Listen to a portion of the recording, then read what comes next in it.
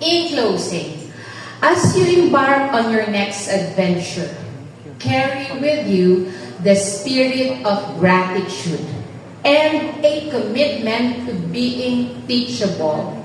The world is vast, filled with opportunities and challenges. Explore it. Examine life.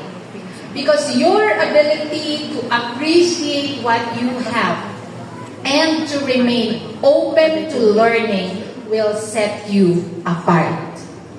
As graduates, you are equipped with knowledge, but it will be your character shaped by gratitude and a willingness to learn that will define your legacy.